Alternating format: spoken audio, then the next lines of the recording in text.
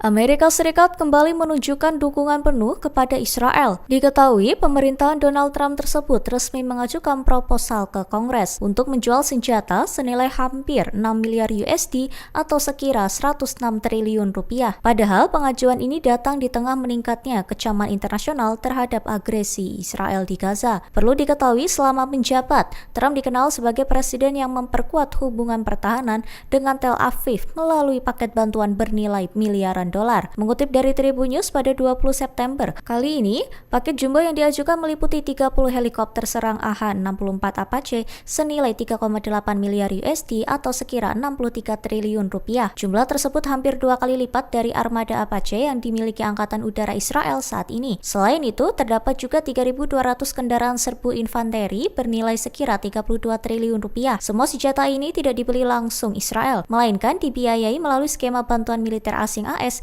yang berasal dari pajak rakyat Amerika. Pengiriman fisik peralatan tempur ini diperkirakan berlangsung dalam 2 hingga 3 tahun mendatang. Sebelumnya, Pentagon mengonfirmasi bahwa Amerika Serikat melancarkan operasi besar-besaran terhadap 3 fasilitas nuklir Iran pada malam 21 Juni 2025.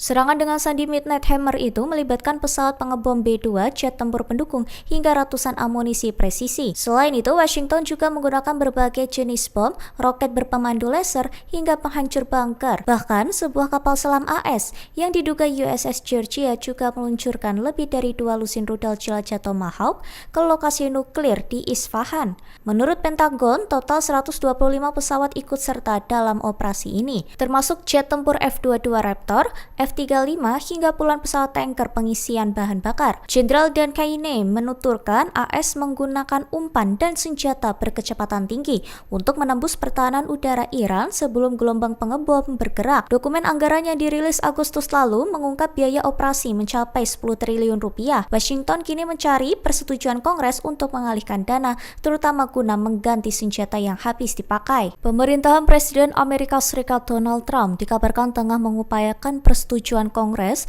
untuk kesepakatan penjualan senjata senilai 6 miliar USD atau sekira 106 triliun rupiah. Mengutip dari Al-Mayadin, paket persenjataan itu mencakup paket jumbo yang diajukan meliputi 30 helikopter serang AH-64 Apache senilai 3,8 miliar USD atau sekira 63 triliun rupiah. Selain itu, terdapat juga 3.200 kendaraan serbu infanteri bernilai sekira 32 triliun rupiah. Kesepakatan ini memicu sorotan karena terjadi di tengah genosida Israel di Gaza yang telah menewaskan lebih dari 65.000 warga Palestina, mayoritas perempuan dan anak-anak. Washington disebut tetap memberi dukungan tanpa syarat terhadap Israel, baik secara militer maupun diplomatik. Pada saat bersamaan, Dewan Keamanan PBB pada 18 September gagal mengesahkan rancangan resolusi gencatan senjata di Gaza. AS menggunakan hak vetonya dengan alasan resolusi tidak menyebut Hamas sebagai pihak yang harus dikutuk serta tidak mengakui klaim Israel atas hak membela diri. Sumber diplomatik menyebut ini adalah ke-6 kalinya AS menghalangi resolusi terkait Gaza dalam hampir 2 tahun terakhir. Perdana Menteri Israel Benyamin Netanyahu menuding Menteri Keamanan Nasional Itamar Ben-Gvir membocorkan diskusi internal kabinet terkait akses Palang Merah terhadap tahanan Palestina. Mengutip dari Al-Mayadin pada 19 September, dilaporkan Netanyahu terlihat marah dalam rapat kabinet. Ia menyebut sudah membaca laporan di sejumlah media Israel mengenai siapa saja yang mendukung atau menolak keputusan kunjungan Palang Merah, padahal isu itu bahkan belum masuk agenda resmi. Netanyahu menegaskan keputusan soal kunjungan Palang Merah tidak akan ditentukan dalam forum tersebut, melainkan di tempat lain. Sebagai respons, Ben-Gvir balik menyinggung Netanyahu. Ia mengatakan Perdana Menteri juga melakukan briefing melawan tentara, sementara pihak militer disebut-sebut melakukan briefing balik sepanjang minggu. Perdebatan panas ini mencerminkan keretakan politik dalam koalisi Israel, khususnya soal kebijakan terhadap tahanan Palestina. Retaknya hubungan Netanyahu dan Ben-Gvir memperlihatkan perbedaan tajam strategi keamanan internal serta komunikasi politik di pemerintahan.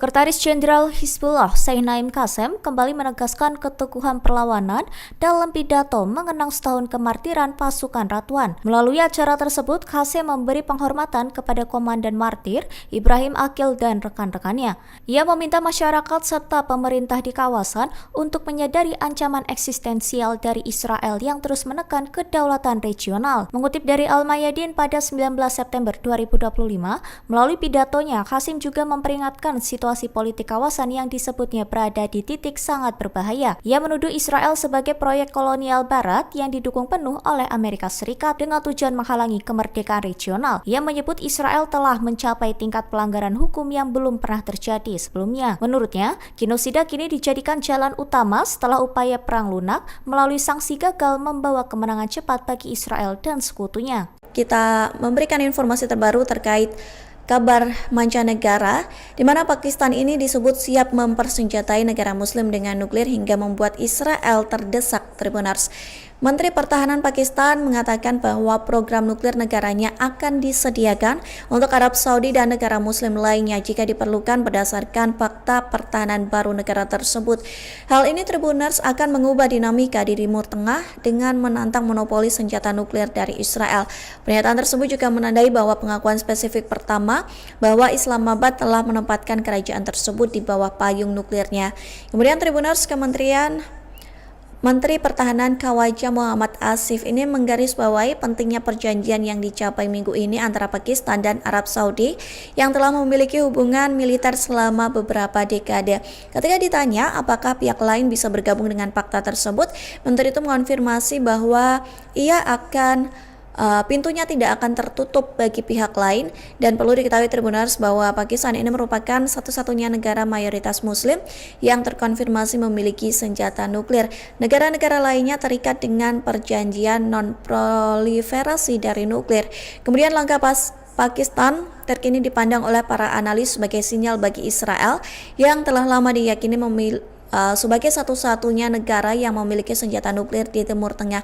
Kemudian berbicara kepada GeoTV dalam wawancara pada Kamis malam, Asif ini menyampaikan komentar tersebut saat menjawab pertanyaan apakah pencegahan yang diperoleh Pakistan dari senjata nuklir akan tersedia bagi Arab Saudi.